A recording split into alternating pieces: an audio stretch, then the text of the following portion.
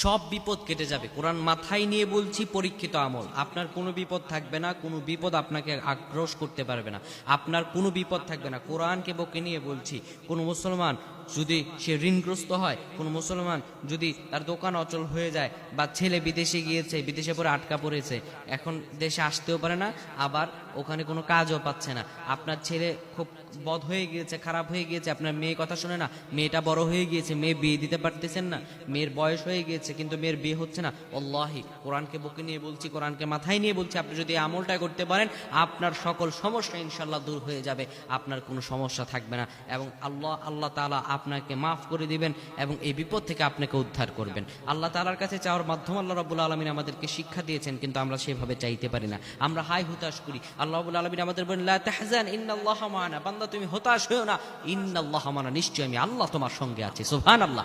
আপনাকে আল্লাহর কাছে চাওয়ার মাধ্যম আল্লাহ রাব্বুল আলামিন শিখিয়ে দিয়েছেন, কিন্তু আমরা চাইতে পারি না, আমরা চাওয়ার মাধ্যমটা বুঝি না।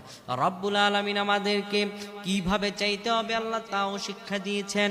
আল্লাহ তাআলা বলেন, ইয়া আইয়ুহাল্লাযীনা আমানুস্তাঈনু বিস-সাবরি ওয়াস-সালাহ ইন্নাল্লাহা মা'আস সাবিরিন। আল্লাহু আকবার।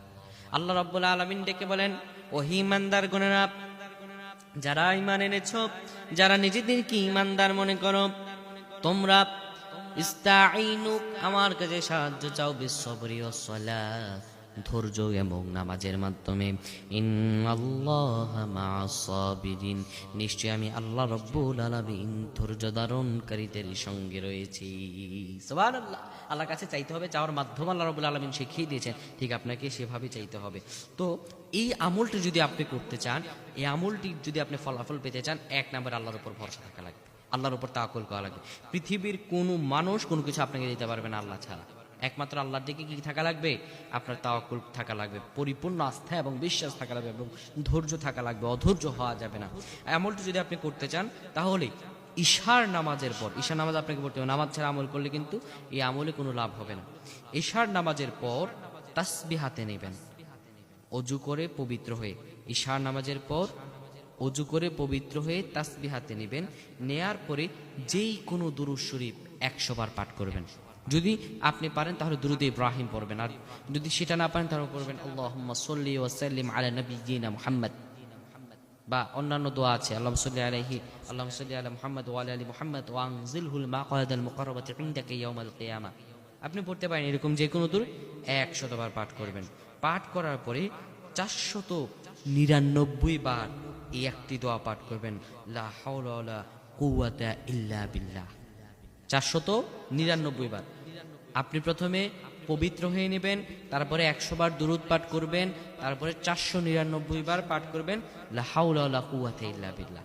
এটা পাঠ করার পরে এরপরে একবার আপনি পাঠ করবেন লা হাওলা ওয়ালা কুওয়াতা ইল্লা বিল্লাহিল আলিয়্যিল আযীম, লা হাওলা ওয়ালা কুওয়াতা ইল্লা বিল্লাহিল আলিয়্যিল আযীম, এটা পড়বেন একবার। লা হাওলা ওয়ালা কুওয়াতা ইল্লা বিল্লাহ এটা পড়বেন 499 বার।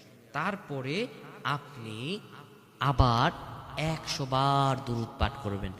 এইভাবে আমলটা শেষ করে আপনি আল্লাহর কাছে যা চাইবেন আল্লাহ তাআলা আপনাকে তাই দান করবেন। যা চাইবেন আপনি, আল্লাহ তাআলা সব আপনাকে দান করবেন। কিভাবে?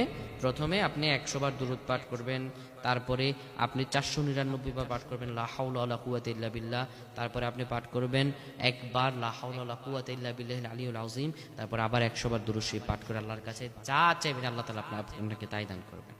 তা আল্লাহর কাছে চাওয়ার মাধ্যম আছে, আমরা হতাশ হয়ে যাই, এই হতাশটা হওয়া যাবে না। আল্লাহর কাছে পরিপূর্ণ বিশ্বাস এবং আস্থার মাধ্যমে আল্লাহর কাছে চাইতে হবে। আর আপনি যখন পরিপূর্ণ বিশ্বাস এবং আস্থার মাধ্যমে আল্লাহর কাছে চাইতে পারবেন, আল্লাহ বলেন উদউনি আস্তাজিব লাকুম, বান্দা তুমি আমার কাছে চাও আমি তোমাকে দিয়ে দেব। আল্লাহর কাছে চাওয়ার মাধ্যম আপনাকে জানতে হবে। আল্লাহ সুবহানাহু ওয়া তাআলা আমাদের সকলকে যেন তার কাছে